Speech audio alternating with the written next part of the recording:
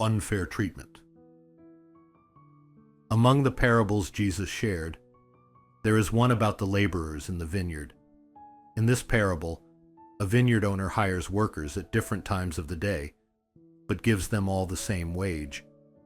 The laborers who were hired first grumbled, complaining that it was unfair for them to receive the same pay as those who came later, despite having worked more. The owner responds by saying that he had not broken the contract made with them and asks, "Why do you consider it unfair? Take your wages and go." From a common perspective, it's easy to think that the owner's treatment was unreasonable. It seems only natural that someone who works more should receive more pay. If I had been in the situation where someone who worked just 1 hour received the same wage as someone who worked all day, I might have protested too. This reaction reflects a tendency in human nature. We often struggle to tolerate seeing others receive more blessings or do better than ourselves.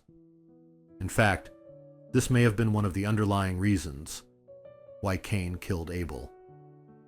However, Jesus did not share this parable to merely point out or reprimand our narrow-mindedness.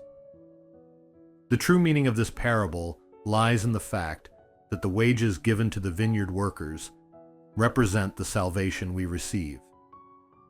The parable teaches us that whether someone has done much or little in God's service, the reward of salvation is the same.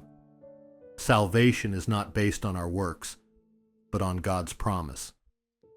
Yet, many fail to grasp this message because we live under the rules of the world rather than under the principles of God's grace. In truth, everything we have is supplied by God's grace, but we often fail to realize this, and instead think that what we have is the result of our own labor and effort. The biblical principle of "you reap what you sow" was a new rule given by God as a consequence of human sin, not a law that existed from the beginning. Before Adam sinned, the earth produced crops without labor, and there was no lack of food. However, after Adam's sin, God decreed that humans would have to toil and sweat to produce crops as a form of discipline. The deeper purpose behind this discipline was to help humans recognize the preciousness of the blessings they had previously received freely through God's grace. Unfortunately, humans did not grasp this lesson and began to believe that the fruits of their labor were solely due to their own efforts. This misunderstanding persists even among believers today. Many think about salvation and heaven in the same way. Some say that the more acts of faith one performs on earth, the larger their house in heaven will be. Others believe that doing more good works will earn them a bigger crown in heaven.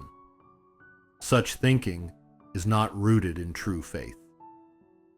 Just as in the parable of the vineyard, the qualifications for entering heaven and the rewards of heaven are not based on our works, but on God's grace.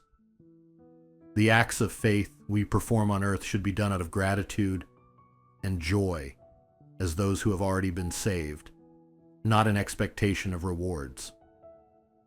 Acts done with the expectation of receiving something in return cannot be considered true acts of faith. Jesus told this parable to help us understand this truth. Even Jesus' disciples at the time harbored expectations of receiving high positions when they thought Jesus would become king of Israel, so it is understandable that believers today might also have such thoughts.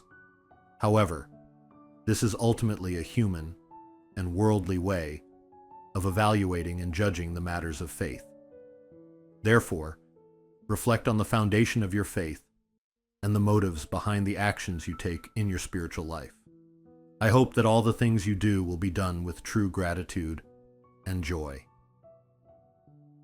구독, 좋아요, 알림 설정 해주세요. Subscribe, like, set notifications.